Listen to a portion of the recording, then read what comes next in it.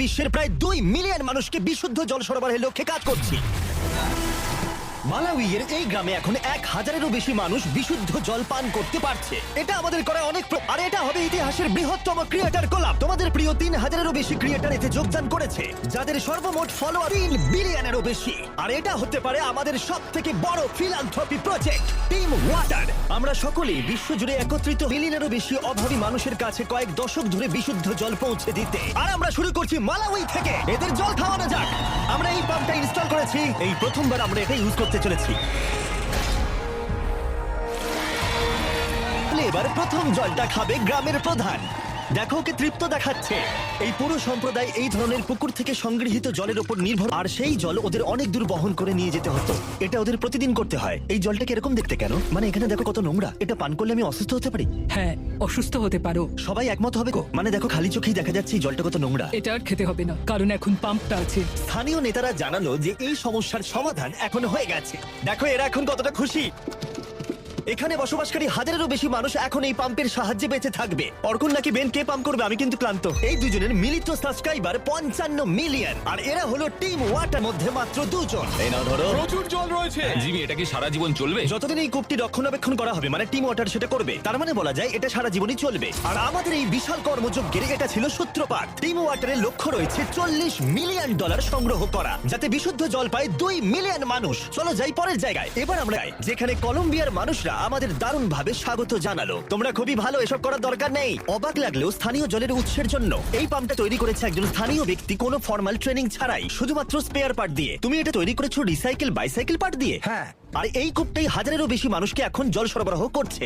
হ্যাঁ, ও মাই গড! এই পাইপ দিয়ে বেরোনো জল এই সমস্ত মানুষগুলো পান করে থাকে। খালি চোখে দেখলে খুব একটা খারাপ দেখাচ্ছে না, কিন্তু আসলে ভিতরে ময়লা আছে এবং তার চেয়েও বেশি গুরুত্বপূর্ণ ব্যাকটেরিয়া আছে, যেটা সবাইকে ক্রমাগত অসুস্থ করে তুলছে। তাই ক্রিস্টো বাইসাইকেল পার্ট দিয়ে যে কূপটা বানিয়েছে তার ঠিক পাশেই আমরা এই বিশাল বড় ওয়াটার ফিল্ট্রেশন সিস্টেমটা বানিয়েছি। এতে জল 3টে স্টেজে ফিল্টার করা হয়। প্রথমটাই বালি, ধুলো এবং অন্য কণা রিমুভ করা হয়। তারপর এখানে ব্যাকটেরিয়া এবং স্মল পার্টিকেল রিমুভ করা হয়। তারপর এখানে এসে জলের মধ্যে থাকা লবণ অপসারিত হয়, যাতে এই পাইপের মধ্য দিয়ে বিশুদ্ধ জল পাওয়া যায়। তাই এই ফিল্ট্রেশন সিস্টেম দিয়ে বেরোনো প্রথম জল যদি কেউ পাওয়ার যোগ্য হয়ে থাকে, সে হলো ক্রিস্টো। টেস্ট করে দেখো।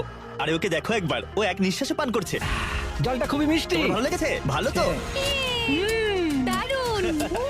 আরে থ্যাংক ইউ। এমনকি ইয়োলো, যার সাবস্ক্রাইবার 33 মিলিয়নেরও বেশি, সেও নিজেকে সামলাতে পারেনি। এই জলটা তো আমার বাড়ির জলের থেকেও ভালো। টিম ওয়াটার সারা বিশ্ব জুড়ে সবার ফেভারিট ক্রিয়েটরদের নিয়ে আসছে, যেমন মার্ক রোভার, স্টোকস টুইনস এবং আরো অনেককে। আমাদের মিশন স্বচ্ছ জলের সরবরাহ।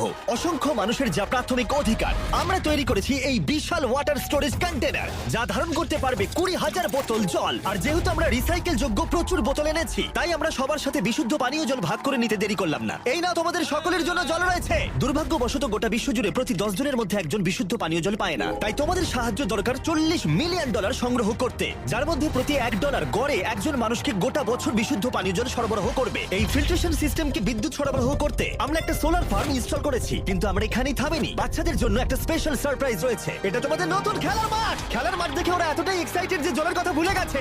তারপর আমরা গেলাম এখানকার একটা ক্লিন ওয়াটার প্রজেক্ট দেখতে, যেখানে 100-এরও বেশি বাচ্চা স্কুলে আসে শুধু বিশুদ্ধ পানীয় জল পেতে। এই না ধরো, ভালো লাগছে তো? এটা তোমার জন্য চ্যাম্প। ম্যাচ, এটা তো খালি। জিমি, যদিও এই সম্প্রদায়ের পরিষ্কার জলের অ্যাক্সেস রয়েছে, তবুও একটা সমস্যা ছিল। এখানকার 4টে সম্প্রদায়ের মানুষকে বহুদূর হেঁটে এসে পানীয় জল সংগ্রহ করতে হয়। তাই ওদের সুবিধার জন্য আমরা 3টে ট্যাঙ্ক কাছাকাছি ইনস্টল করলাম। তোমাদের আমি দেখাই এই সম্প্রদায়ের মানুষকে কতটা হেঁটে যেতে হয়। যারগুলো তো Come on, খুবই জিমি, তুমি ভারী। পারবে। বিশ্বাস করা কঠিন যে প্রতি 10 জনের মধ্যে একজন মানুষ বিশুদ্ধ পানীয় জল খেতে পায় না। তাই তোমাদের ডোনেট করা প্রতি $1 গড়ে প্রতি একজনকে সাহায্য করবে। 1 বছরের বিশুদ্ধ Oh my God. জল। খুব ভালো জিমি। তুমি যেমনটা বললে, জল বহন করা খুবই কঠিন। টিম ওয়াটার মানুষের যত্ন নিতে সবসময় চেষ্টা করবে। তার পাশাপাশি এদেরকে একটা খেলার মাঠও উপহার দিলাম।